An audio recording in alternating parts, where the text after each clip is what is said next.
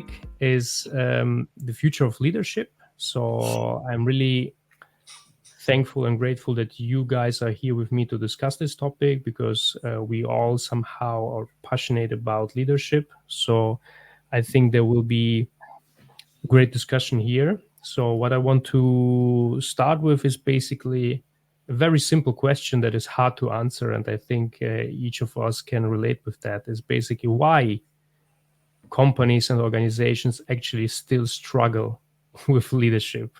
There's so much information, there's so much education, there's so many posts that each of us are writing and discussing and rediscussing. Still, we have the problem that people are really not good in leadership, or the majority, unfortunately, of organizations still struggle in certain layers of the organization with leadership. So why do you think is that? How does that fit together? That there's a lot of awareness, there's a lot of people talking about this topic, still there is a lot of difficulties. Who are gonna first? I can go first. Patrick, let's go. Sure. I think companies are struggling for many different reasons, right? I think there is a new era of leadership, which is the full human experience. And we get stuck to the past, right? Especially fear-based leadership. And obviously, this is no longer working. This is not acceptable today. I think the reason why, at least the fundamental reason why companies struggle, is because they fail to realize people need the full human experience from a leadership perspective. And what does that mean? That means, I mean, look at us here today. I'm in US. Giannis is in Greece, and Lola is in UK, and you're in Italy.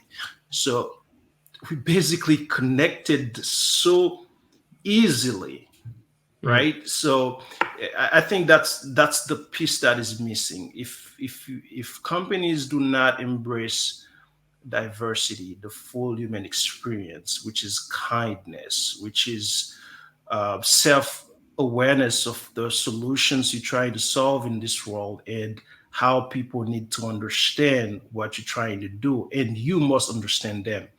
I think the problem is we're not understanding people, and we're not connecting with people. So I think that's the missing puzzle. That's deep. Thanks for that, Patrick. You guys, something to add to this? I think to your point, Patrick, and I totally agree with everything that you said. For me, I think it's actually really primal, the reason why people still struggle. I think underlying it is a fear. I think there's a fear of being exposed for their humanity, Right. because they don't feel that they'll be accepted if they show that full human experience. And what is a core human desire? It's belonging. So I think that probably underlines why people struggle so much. It's this fear of being exposed for their humanity. And I think sometimes, what's changed is having people like Simon Sinek, for example. I don't know if it's Sinek or Sinek. I'm not sure how do you pronounce his surname. But anyway, I think people like Simon Sinek have given people permission to be a little bit more human. And they've made all the sort of so-called soft skills. And I actually don't like that term, soft skills, because I just think you're putting it as an opposite to job skills, so-called hard skills. I think you've got human skills and you've got skills that are necessary for the job. But in any event, I think people like him have given, and maybe Gary Vee, have given people permission to come as they are, to come as you are. And that's why we're suddenly starting to see people all over the place talking about kindness and the kindness revolution. We all had that within us anyway. But people were just terrified to be exposed for it. That's my instinct, to answer your question. I think that's a great point. It really resonates with me, especially the point with like showing the fear of showing kindness. This is something I really experienced in a lot of people, especially if you see sometimes how people behave when they're in a business context at work, when they're in the leadership role, and when they are outside of work, they're totally different. And I met people who are really like, who have a face at work which is like very serious, very like being this strong leader, I want to be the strong person. And outside of the job, they are completely different. They are way kind, they are more gentle, more open. And when you confront these people, they actually like truly believe that this is what's required to be a leader, is to be like this strong personality rather than showing a weakness, being vulnerable. And this is, I think, very, very I saw that this was deep in the roots of this person, that he was struggling basically to overcome this fear, to show his real feelings and his real identity, basically. So yeah, this is, I think, a great point that you added, Lola. Thank you for that. Yeah, from my side, just to reply a bit, I think we have to go a bit back to the fundamentals of leadership. Mhm. Leadership is like a human to human connection, isn't it? Right. So at the end of the day, we have to be leaders, should be more humans, Mhm. whatever it means. And Yeah. with all the ingredients that Lola and Patrick mentioned before. And because, Haldemar, you said before about the awareness, that a lot of awareness exists in the leadership world. I think a great question here is like, does it really exist? Because I've heard from a Mhm. lot of leaders to say that, okay, I don't have any challenges in my leadership role. I don't have any weaknesses. I don't have any problems with my team. But when we hear those statements, the first thoughts are, you really have, but you haven't realized them. Mhm. So a team that is not speaking is a team with a lot of problems, with a lot of unsaid issues, let's say. So it's like it's mostly about to be more human in order to bring those challenges back to the surface. Yeah, that's actually a very interesting point, Giannis, that you just made, because I actually wrote a post about it. It was a study by Harvard Business Review. And in that study, they found that only 10% of leaders are self aware, whereas significantly more than that believe that they are self aware, but the study was just 10% of leaders found. And they divided self Right. awareness into the internal self awareness, so your awareness of your own biases, for example, and the external self awareness, which is an awareness of how others perceive you. But it was only Mhm. 10%. Yeah, Right. Wow. it's time, right? It's, It's nothing. I mean, I think it's unfortunate, right?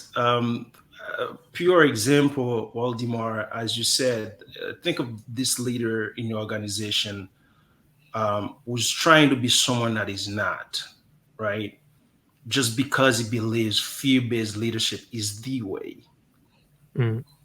That person, it's very difficult to grow when you're not being honest with yourself in the place that you need to be yourself, right? This is where self awareness is important, and self evaluation is the next component.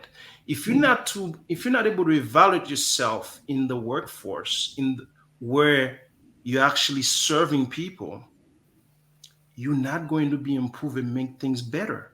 You just Mhm. try. It's like you trying to be in that uh, high energy level of being someone you're not. So you completely blindsided by the essence of the things you need to be better and better serve and Mhm. influence and make other leaders better. So you're trying to make them be people that they're not, because no one is perfect. And you're trying to be in that perfect space that is non existent. Yeah. Yeah, Yeah. exactly. I think this is what you mentioned earlier, Giannis, is actually very true. This paradox that probably who is involved in like leadership development, and there is a false idea of yes, everybody's aware of that because we are very aware of that. So we believe probably that everybody should be aware of that, but as Lola shared earlier with the results, I mean, 10% is a really, really low number. So basically, I guess I speak for everybody that our mission is somehow to raise this number and to make leaders more aware. And because starting from this awareness, they can really improve and they can really become better people leaders.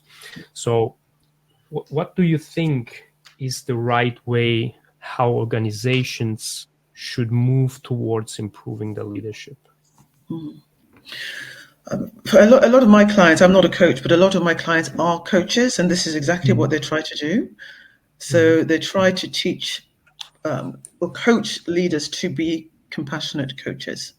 And they've seen phenomenal results with those who have come on board, but there is still this resistance to see coaching as a strategic benefit among some organizations who are still very much invested in retaining their power. And they somehow feel that coaching is a way of, I suppose, surrendering that power. And I'm not sure where that comes from, but I'm not a coach, so I can't really speak to that piece. But that's what my clients try to do. Yeah, certainly the coaches are a really powerful tool, or coach-like leadership is a very powerful tool. I'm a strong believer in that. I openly discuss it with my clients that I trust in coaching to improve leadership, because coaching will and is a great tool to bring the best out of people.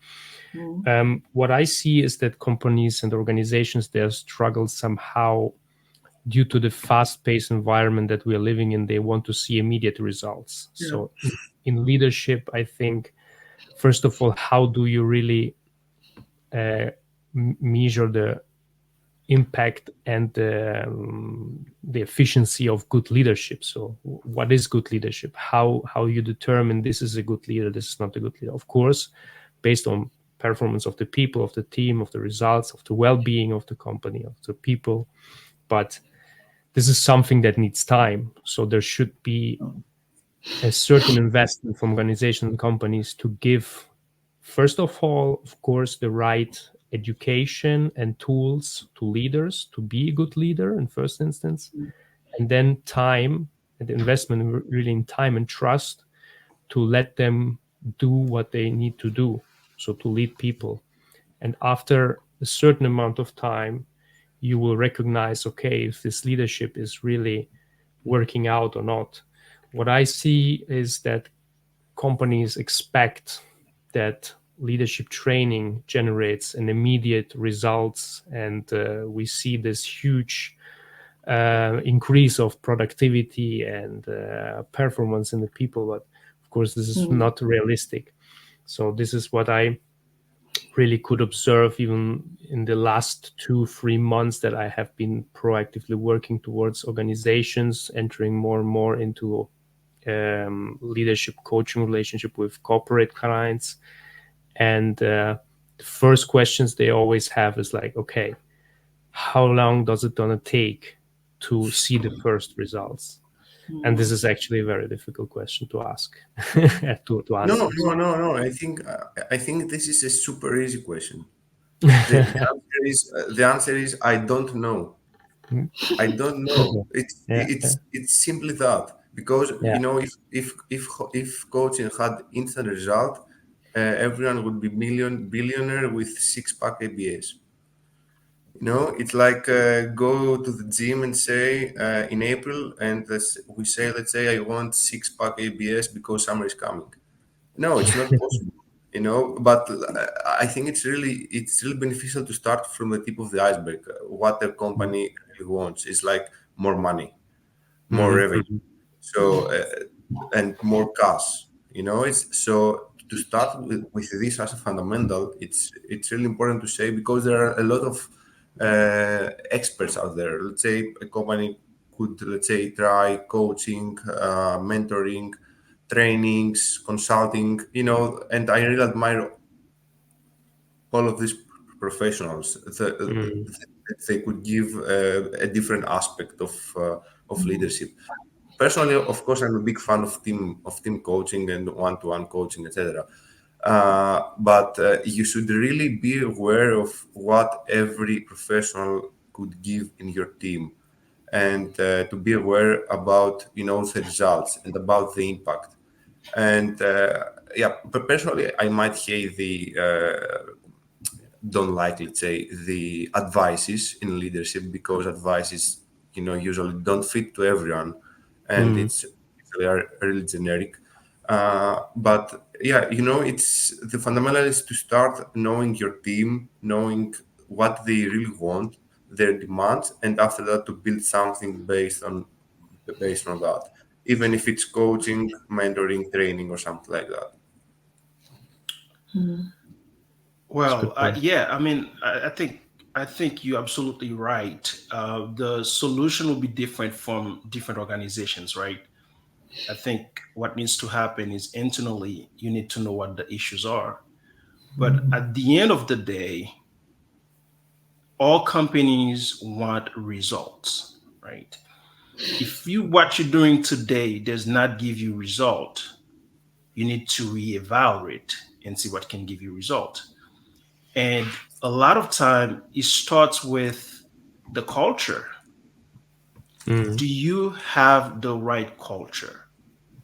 Do you have a culture that allows people to grow and be more productive? Or do you have a culture that's burn out people? They don't want to be in your place. What people are doing, can they do it in 2 hours and you don't care how they do it, whether they do it remotely and show up to the office once a week, but you get results? Or you want them to be stuck in the office for 10 hours and you're getting no results? So it's a matter of doing that, evaluate yourself and give people what they need to grow and excel, do better, and perform better.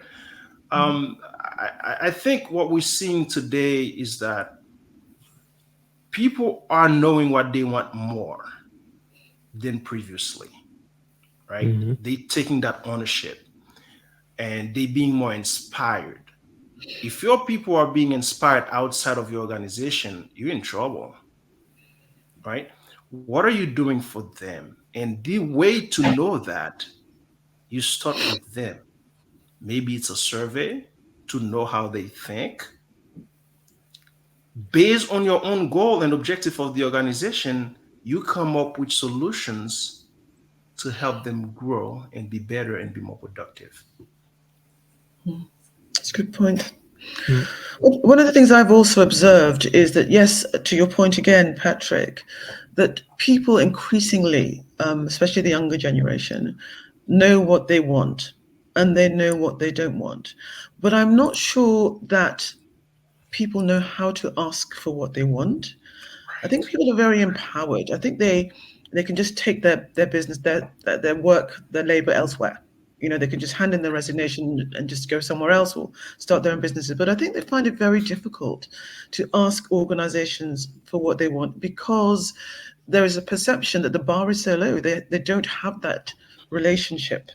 The culture isn't there that allows them to speak up. Or maybe they don't even have the skills.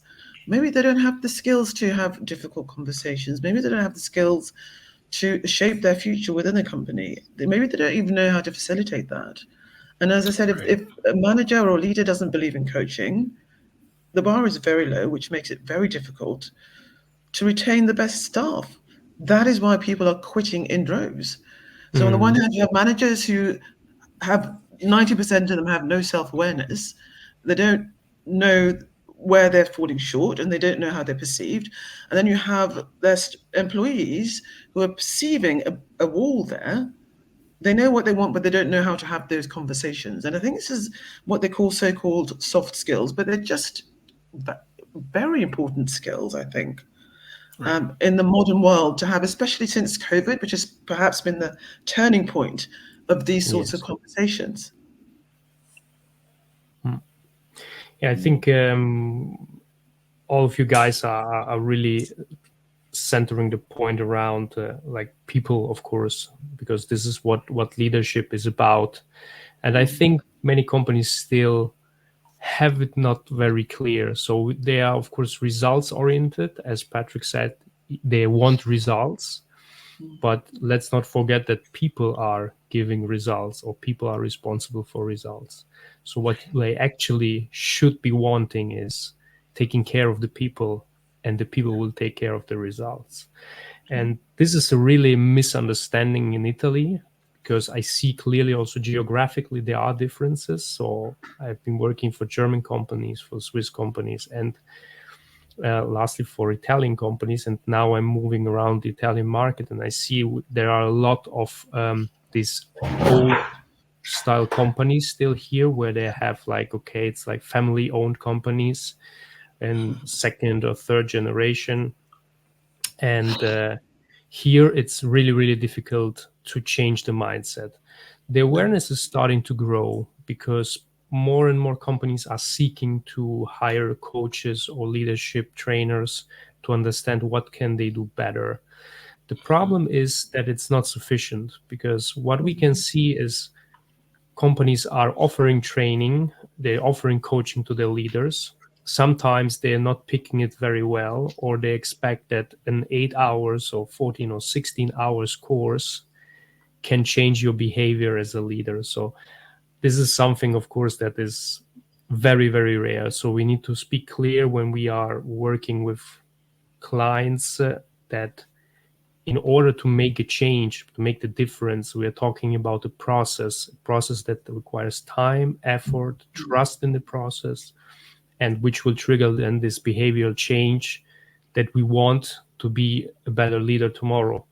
Because nobody will get a better leader just by participating maybe to 4 hours of course or 8 hours of leadership training. Because leadership at the end of the day is something that all of us have. It's called self-leadership somehow. Of course, everybody knows how to lead himself. So whether we need to really dig deeper into these feelings of how we want to get treated, and this will help us, of course, to treat people better. So yeah, that's very, very interesting, very interesting.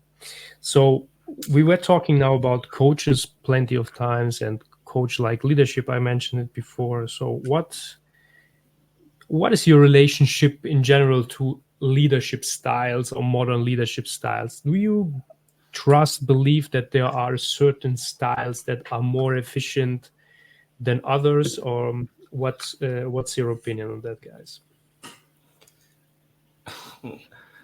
I think, many years ago, fear-based, for years, it had worked very well, right? I think that's probably one of the reasons why we have a lot of the things going on in the world, because when people are scared, they tend to do the things you want them to do, right? It's not that anymore. Not so much so, right? Now it's about service. And if you're a leader right now, you're not kind to your people, you're in trouble. People demand kindness. People demand to be treated well. People demand to be treated with respect and dignity. If you are living in certain part of the country, you don't have that, you will struggle. So what you're saying, Patrick, rather than focusing on a specific style, it's more about focusing what really matters. In this case, being kind to people. How you treat people. You have to focus on yourself first. If you're not able to lead yourself well, you can't lead people. Have you ever wondered why you have so many terrible people in the world? Because somebody lead them wrong. And it started with that person who were leading them. And it's that self-awareness piece as well, isn't it, Patrick? Because they might not know that they're terrible. They have no idea they're terrible leaders. Yeah. This is the difficulty. So how do you change that dynamic? Which I guess is maybe where the coaches come in. Right. People like you guys. You have to ask yourself, what can I change today to be better? Right. And if you're not asking yourself this question continuously, you may consider do that, because we change. So we were meant to evolve from birth, right? From being this little small embryo to look at us today. And it's continuously happened.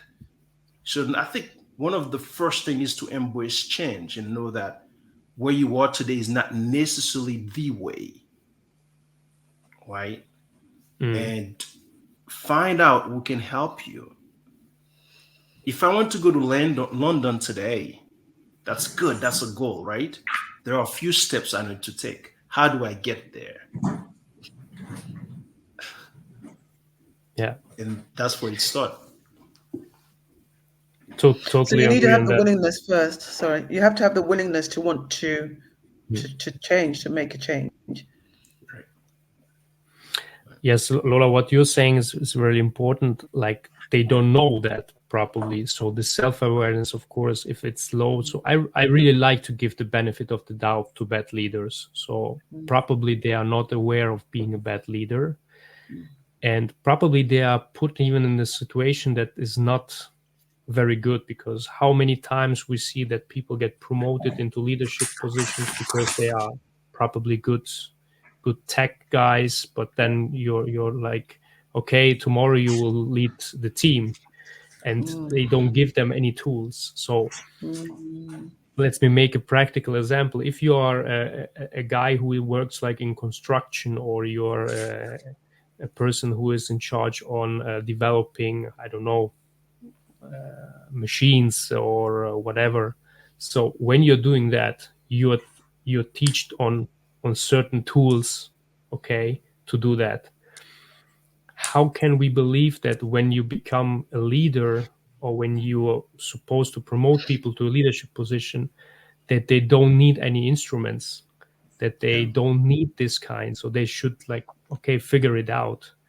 And this is the first mistake. So people start then, what do? They trust their instincts, maybe. If they are like a little bit self-aware, they start, okay, to look around, what can I do to pull the team together, to what can I do to do things better.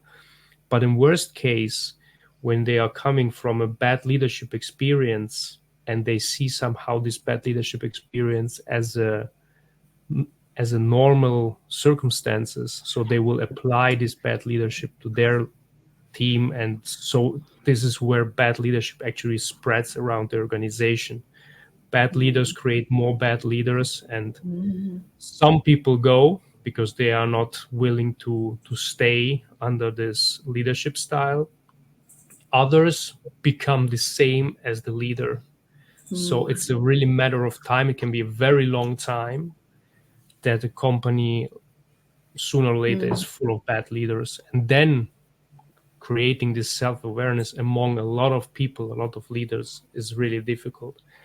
But the first thing to where I would like to attack a company is like, okay, your results are not working, so they really need to be confronted with facts.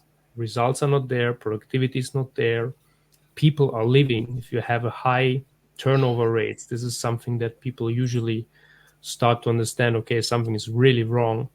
Especially if you see, it was a shocking statistics that I had seen here in Italy, is that when I made the research on the Gen Z, they were the statistic that 65% of Gen Z, they changed their work within the 12 months they have been assumed. So this is something that is clearly like, okay, there's something wrong. It's either the leadership, or it's the surrounding circumstances, that in any case the company is not able to retain these people. And of course, if you're on the company situation, you can like start with the finger pointing and play the blame game and saying, yeah, it's Gen Z, they don't want to work, they are not resilient enough, they are not resistant enough. So, but let's be honest, this is easy. What's hard is to say, okay, this is a new generation, they have different needs, they have different values, different beliefs. It's me as a company that I need to adapt, because in 5 years this will be half of my workforce. So this is really, I think, again, the self-awareness somehow is the really important thing when we want to start improving ourselves, leadership, companies, everything. Right. I think the statistics you mentioned, I've came across a study in the US as well, very similar. I don't remember the exact numbers, but people are leaving their jobs between 2 to 4 years within about 80% of people, 60 to 80%, or something to that effect. And in that study, what they mention is the reason for this is when they leave after 2 years of experience, they get a bump in compensation. Mm, And sometimes it can be anywhere from $20,000 to $60,000. mm, This is significant, right? That's yeah. one factor. And then the other factor is people felt stuck. They did not feel like they were growing, right? Probably giving results. They were feel like they were undervalued. And there's a reason why people leave organizations. Mm, And I think in terms of to go back to the self-awareness piece, there are people who are not aware of who they are, and once they do, they change. That's great. But the danger is there are people who actually know they're terrible. They're not willing to change. mm. Something like an allergy.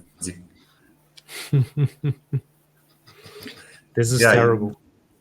yeah, because it all starts from the self leadership. This is true, and what Patrick said before. If you want to lead a team, first of all, you have to be able to lead yourself first. It's absolutely true, and also what you said, Waldemar, is like a lot of times we see people promoted to leadership position because they are probably the older in the team or Mm, the one that they have the more experience, but they haven't even asked about, do you really want to be a leader? Because for me, there is only one requirement to be a leader: you have to want it. So let's get rid of this, societal norms about, the guy who is older or the guy with the more experience, or only the men could be leaders. No, this is not going to happen. Someone who is like 25 or 30 could lead someone who is 50. This is totally fine if both are fine with that, mm, and and and as a leader, you have to ask, for me, only one question every day: what do I want to be remembered for? You know, Right. do I want to be remembered for what? For my kindness, for the way that I treat people, for the results, for the performance of my team, the productivity, for their happiness, for all together, and to go back a bit to the self-awareness thing. It's like, again, it all starts from the culture, because if there are a lot of issues, problems inside the team, and they are not obvious to you. Probably you don't have created, built the correct culture where the team Right. is able to speak out. mm, How are you? You're not hearing. You don't hear anything about issues, problems, conflict, and you say, okay, everything is fine. But in reality, it's fine because you don't have created this loop, this feedback loop to get this feedback, to let the team speaks out without any fear of judgment or of being fired, or you know everything else. What I take away from your contribution, I just wrote it down as like, you have to want it. I think this is really like, if you want it, you bring the awareness with you, because you know what it means. I mean, now of course people might also to want the fame, the position, the salary, but let's put this aside. But if you genuinely want it, you want to take care of people. This is something I really believe um, you somehow distilled it to the essence of a leadership. And I like especially what you said concerning the social norms. And I actually found myself in this situation 3 years ago, when I had the first leadership assignment. And I'm 34 years old, and I started to lead my first team at 27, and with 30, I was managing director for a small company, 70 people, 35 million turnover, where the average age was 50. Okay, so this is where I got afraid. I was like, okay, how can I lead these people? And my self-awareness was, I have nothing in my hands to lead these people. So what can I do? And this was my first contact with coaching. I got a coach, then I wanted to become a coach myself because I saw that it worked. And there is actually where my journey started to become a coach, because I was able to lead people without I started straight away. I'm not here to tell you how to do your job. I'm not here to show that I'm superior, because I'm not, in terms of experience. I'm not in terms of knowledge. I'm not in terms of many, many things that you certainly know. So it was really, it helped me a lot, this kind of approach with the people.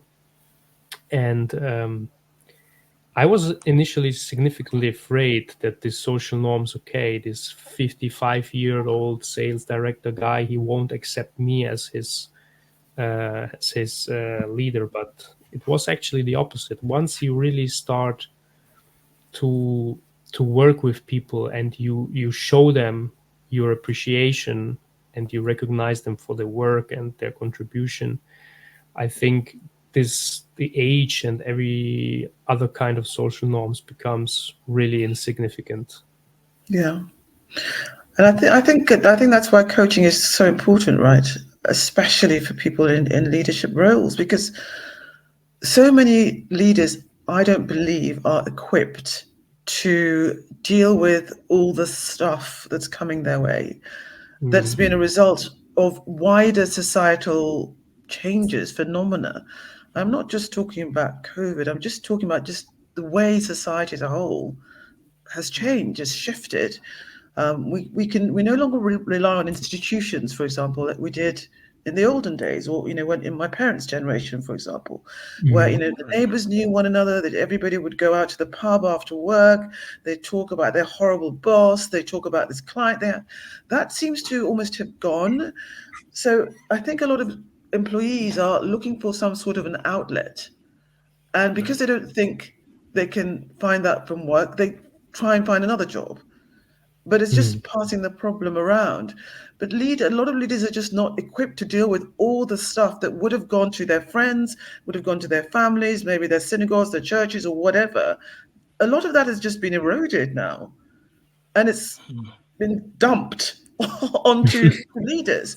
Some of them who can cope with it, they will thrive because maybe they know how to coach. But there are a lot of leaders who just look, I'm just here to get the money in. I can't deal with all your stuff. I can't deal with the fact that you have to pick up your child because he's sick from nursery. You're here to do a job. It's actually why I left my corporate job, because I had a manager who just couldn't cope with the fact that I had a toddler who was always sick. So you just can't. They're just not equipped for it. Yeah. And I think that's a big problem. Yeah. I guess you're right. And again, this is something that I guess, really will have a huge impact in future, because you see there is now a certain dynamic. And when COVID hit and the big resignation and the big quit started, everybody was thinking, okay, this is a phenomenon that's gonna last for 6 Forever. months or whatever. Now we are still in the middle, and the numbers are going crazy high because people still leaving their jobs, and reasons Now I are think, bad leadership, growth opportunities. yes, Please, Jan. sorry for interrupting. And now I think we are in the era of great attraction, right? Mm, This is the current yeah. era. So how could companies attract again big talents with the new way of working again? Yeah. Because we went from go go work from home because COVID is here, and after that, no, come back again at the office because I don't trust you working from home. And what are the main benefits that companies should really cultivate in order to attract again great talents? This is an awesome But, yeah. point. But I was going to say Go there's ahead. still a lot of uncertainties as well that I think leaders are trying to navigate. So, I mean, what is a full-time job today? What does that look like? A lot of leaders don't have answers to quite a lot of questions. Is it do the job, get the deliverables done, and then you're done, and you can maybe go and do something else if you want, or is it I'm paying for your pension, I'm paying for your benefits, so I want you to stay 8-9 hours even if you've delivered. So I think there's a lot of confusion as well that leaders are trying to navigate through. So that I do have some sympathy at the same time for this brave new world that's full of question marks for them. What I like is, I just want to pick up what Giannis said before, and this is actually a quite interesting dynamic, that you were saying that companies are now should attract talents. And I really like that now the talents and the people who are actually applying for a job somehow have a stronger position in the market, because this was a long time not the case. I mean, when I applied for my first jobs 17, 18 years ago, whatever, you were like shattering inside in the interview, like, okay, please give me the job. I will do everything you want. Like, now it's really, if you are a good hard worker and you have a right mindset and you really are keen to learn and to develop yourself, and of course you're in the right market also, and because there are certain things that matters, of course, in the economy, where you live, where you come from. So I'm not saying that it's everywhere like that, but what I see also here in Italy is that there is the candidates, they have a strong position right now, because more and more companies are losing talent due to poor leadership, growth opportunities that are not there. So they want to hire new talents, and the new talent now is smarter and knows what they want. They know they want a specific way to work. They know they want the benefits. They know they want the flexibility. So companies are really getting in trouble when they are not willing to adapt. So this shift of perspective is somehow now pushing the companies and the organizations to adapt. If they don't, they lose. They lose basically talent. They lose opportunity. They lose revenue. And certainly it's not going to happen between today and tomorrow, but it's something that can cost a company a lot of standing when we watch the next 5-6 years. Yeah. So could we say that we are living in the era of please take the job? This is interesting. I don't know if please take the job, but I certainly haven't seen. I was recruiting in the last years quite a lot. I had recruited 15 people in the last year, and the number of people not denying your offer was never so high. So I was not able always to hire the first pick because they had plenty of opportunities, or they were just denying because they were saying, what? 1 day of home office per week? No, thank you, guys. Yeah. And I was fighting hard with our company because this was the major point why candidates didn't accept, because we had no flexibility on working hours and no flexibility on working from remote. You can't win Interesting. this game. Yeah. If there are other companies competing who are giving these benefits and you are not, you can't compete. This is Yeah, I mean, I something. definitely think flexibility is here to stay, isn't it? It's really here to stay. But I just imagine if leaders were able to have those conversations with their people that would encourage them to stay in the company, that would encourage them to see the company as the best choice. How much money would companies save? Yeah. Yeah. Yeah, this is a hard topic. I did a ton of research on that, Lola, on understanding how much it costs turnover for a company, but it's really difficult to put this in figures because there are so many aspects to be considered. And unfortunately, this is also the reason why companies are not so sensible to turnover, I think. But I see turnover not like people are going. Every person leaving a company takes with him a piece of knowledge, a piece of culture, and a piece of identity. So I saw entire business units and companies collapsing because they were built on a certain micro culture. And when this micro culture started to break down because the main people were leaving the company, it was a matter of time it collapsed. And then the only reason why people actually stayed at the company, which was the great environment, and it's not anymore given, they all left. So this is what I see so crucial in turnover. Yeah. Don't see like people going, people coming. Even if you're able to replace the person with the same skill level, let's pretend you find the same person tomorrow, replace even better. But the person who left took with him also a Yeah. piece of culture, a piece of identity, and a piece of knowledge. So this is something that I personally tell to all companies and to all organizations, like really think wisely about your turnover rates.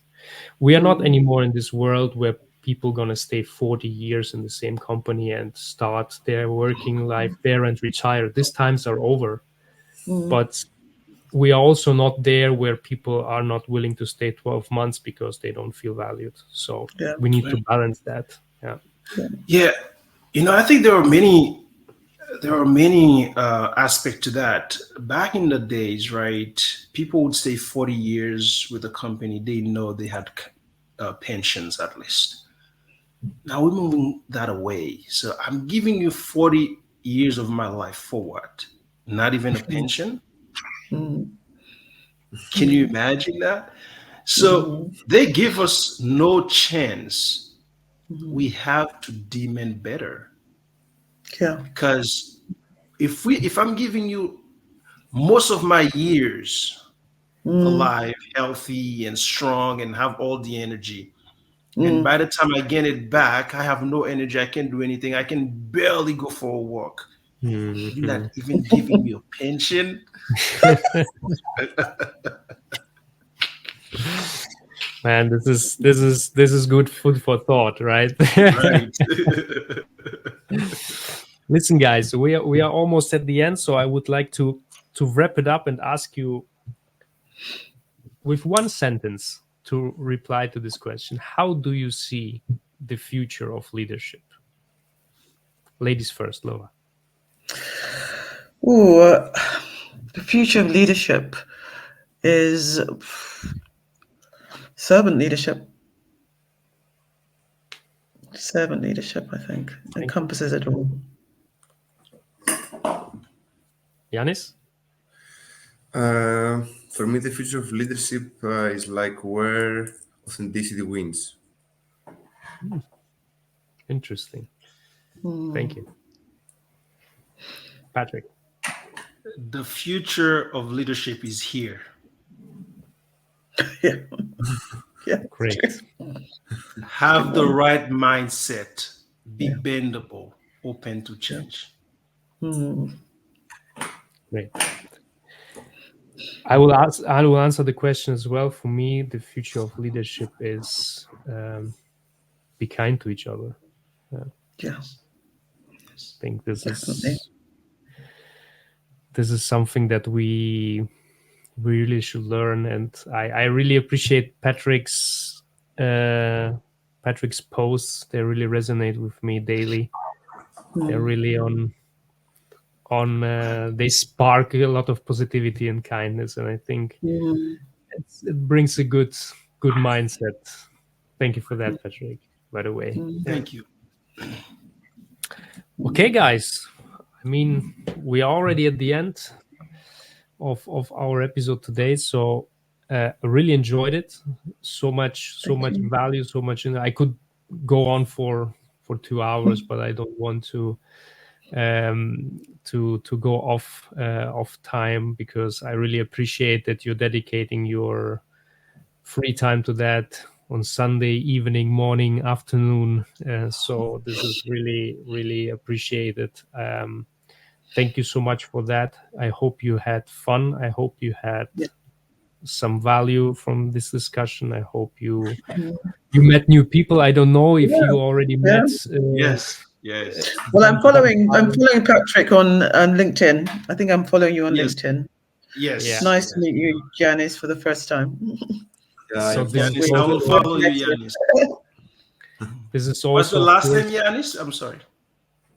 What's the last name? I will find you on LinkedIn and send you a connection request. No worries. Yeah. It's too complicated, man. Oh, I Send thought me it was the email. Mohammed. No, this is of course also the idea behind this format is just bring people also together, like-minded people, rather than only seeing each other in the comments and in DMs, to a bit bring people together also in this setup where it's easy to connect and to discuss. So once again, guys, thank you very much. Really, really grateful for your time today. We will keep in touch on LinkedIn, on in DMs and comments and everything. And I will certainly continue doing this. And I hope that I will have the pleasure one more time in the future to have you here for other discussion topics. So it would be really, really great. I thank you one more time. Have a pleasant. Thank you for organizing it. Thank you Thank for you so having much. us. Thank you for having me. Yeah. Thank you very Thank much. you. I appreciate it. Yeah, Take it's care, our pleasure. guys. It was a Take care. pleasure. Take care. Bye, Giannis. Bye, Patrick. Ciao, Lola. Bye. Take Bye. care. Bye. Bye. Take care.